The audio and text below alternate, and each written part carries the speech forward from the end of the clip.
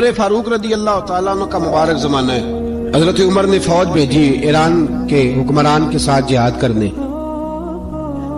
ایران کے بادشاہ نے 2 عیسائی جاسوس بھیجے، کہنے لگا ذرا پتہ تو کرو مسلمانوں کا رات کا طریقہ کیا ہے، میں صف بندی کراتا ہوں۔ وہ ساری رات صف بندی کراتا رہا، 2 جاسوس آئے مسلمانوں کی معلومات کرنے۔ معلومات کر کے جب واپس گئے تو حضرت عمر فاروق رضی اللہ تعالیٰ عنہ کے سپاہیوں کو دیکھا، غور سے پلٹے۔ تو بادشاہ کہنے لگا کیا حال دیکھ کے آئے ہو؟ کہنے لگا سارے مسلح پہ بیٹھے ہوئے ہیں، جتنے گھنٹے ہم وہاں رہے ہیں مجاہدین مسلح پہ رہے، یوں لگتا ہے جیسے ان کا دنیا داری سے کوئی تعلق ہے۔ اور کہنے لگے بادشاہ کوئی ایسی طاقت ہے جس کو وہ بلا رہے تھے، کوئی ایسی قوت ہے جس کو وہ پکار رہے تھے، ہمیں بھی وہاں کھڑے ہو کے محسوس ہوتا تھا کہ ہاں کوئی ہے جو آ جائے گا ان کی مدد کے لیے، کوئی ہے جو پہنچے گا ان کی مدد کرے گا۔ ایران کا بادشاہ کہنے لگا مجھے سمجھ آ گئی ہے، وہ جسم کی طاقت سے ہی نہیں لڑتے، وہ کوئی غیبی طاقت ہے جس سے وہ لڑتے۔ بھائی وہ غیبی طاقت بھی تو ہمارے پاس ہم نے ناراض کر لی ہے نا، وہ بھی تو نہیں نا، مسجد کا رخ بھی تو کوئی نہیں۔ اور میں نے پچھلے جمعے بھی کہا تھا، پھر کہتا ہوں، وہن ہو گیا امت کو۔ نبی پاک نے فرمایا امت کو وہ کیا ہے، دنیا سے محبت ہو گئی ہے، موت سے کراہت ہو گئی، وہن ہے۔ صحابہ کرام کو موت سے بڑا پیار تھا، موت سے بڑی محبت کر، ہماری طرح نہیں، وہ کہتے تھے مریں گے تو منو مٹی، تو وہاں ٹھیک ہے عذاب قبر حق ہے، لیکن میں کہا کرتا ہوں سالوں کے بعد جو پردیس سے ماں کے پاس آئے، ماں اسے عذاب نہیں دیتی، اس کا ماتھا چوما کرتی ہے۔ اور بھائی جو رب کریم کی بارگاہ میں جائے گا تیرا کیا خیال ہے، گل سڑ جائے گا؟ مدینے والے حبیب نے فرمایا قبر المومن روضۃ من ریاض الجنہ، فرمایا میرا مومن جب قبر میں جاتا ہے تو اللہ جنت کے سارے دروازے کھول دیتا ہے، وہ تو اللہ کی رحمت میں پہنچتا ہے۔ کون کہتا ہے مومن مر گئے، وہ تو قید سے چھوٹے اپنے گھر گئے۔ کون کہتا ہے قبر میں عذاب ہے تو صرف عذاب ہی ہے، ہاں مجرم کو سزا ملے گی، لیکن مومن ہمیشہ جہنم میں، وہ بالآخر جنت میں جائے گا، بالآخر جنت میں جائے گا۔ اور کسی درویش نے بات کی، وہ کر کے چلے گئے، بر کمال ہی کر گئے، کہنے لگے دوزخ میں میں تو کیا، میرا سایہ نہ جائے گا، کیونکہ رسول پاک سے دیکھا نہ جائے گا۔ نبی پاک سید عالم علیہ السلام کے غلام تو دیکھو نا، ساری زندگی عمر فاروق بخاری پڑھو تو صحیح، ساری زندگی عمر ہر نماز کے بعد کہتے تھے اللہم ارزقنا شہادت فی سبیلک، اللہ بسترے پہ موت نہ دینا، موت مجھے شہادت کی دینا۔ حضرت سیدنا مولا علی شیر خدا کرم اللہ تعالیٰ وجہ الکریم ساری زندگی کہتے رہے اللہ علی نے میدان میں عمر گزاری ہے، اسے شہادت کی موت عطا فرما۔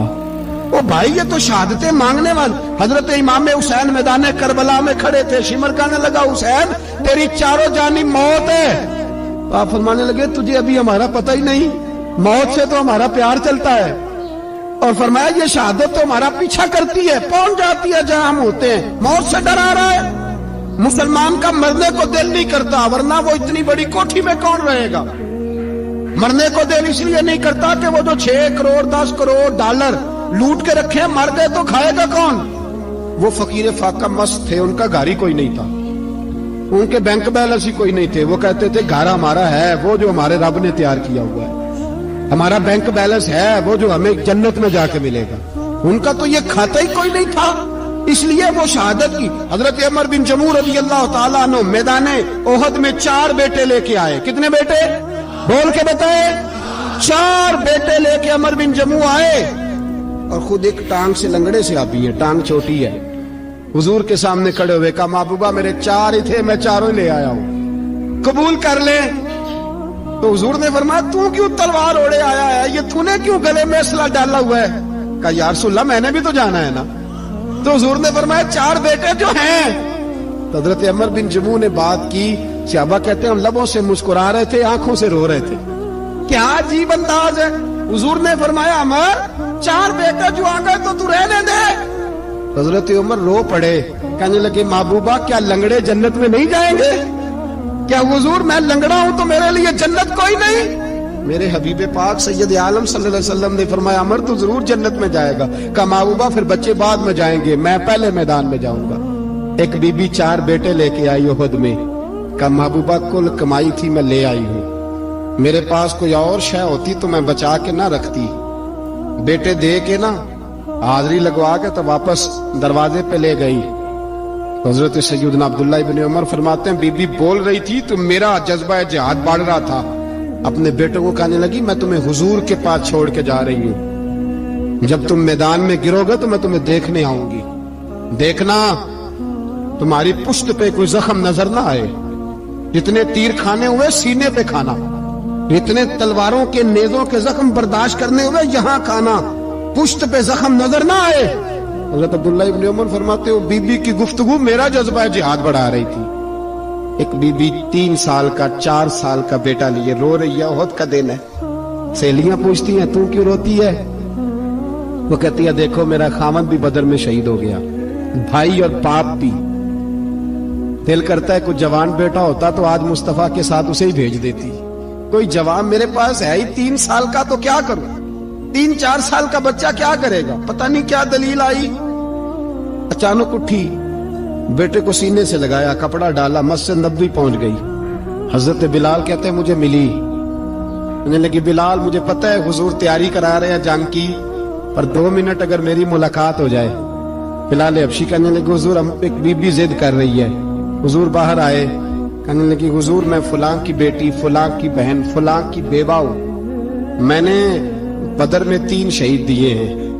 اب میرے پاس یہ 3 سال کا لال ہی بچا ہے. بڑا فخر ہے میرا. لوگ مجھے شہید کی بیوہ, شہید کی بیٹی, شہید کی بہن کرتے. دل کرتا ہے شہید کی اماں بھی کہیں جاؤں تو میرا بیٹا لے لے. سیدنا بلال کہتے ہیں حضور مسکرائے, کہنے لگے یہ 3 سال کا نونہال کیا کرے گا؟ کہتے ہیں اماں کا عجیب جذبہ ہے. کہنے لگی محبوبہ سنا ہے اسلحہ بھی تھوڑا ہی ہے, ڈھالیں زیادہ کوئی نہیں, میرا بیٹا ساتھ رکھ لیں. جب آپ کی طرف کوئی تیر آیا نا تو میرا بیٹا ڈھال کے اس کو ڈھال بنا کے آگے کر دینا. محبوبہ ڈھال تو بانی سکتا ہے نا. حضرت بلال فرماتے ہیں مصطفیٰ کریم نے فرمایا جا میں نے قبول کیا. قیامت کے دن بیٹا گھر لے جا, جب تیرا نام پکارا جائے گا تو شہید کی اماں کہہ کے پکارا جائے گا. جا تو گھر لے جا. کہتے ہیں چلتے چلتے ایک غریبنی اور آ گئی. اتنی سی اٹی بان کی, اتنی سی. بلال حضور سے ملاقات ہو جائے گی. نبی پاک آ گئے, کہا محبوبہ یہ غلبہ اسلام میں میرا بھی حصہ ڈال لے. حضور نے فرمایا یہ کیا ہے؟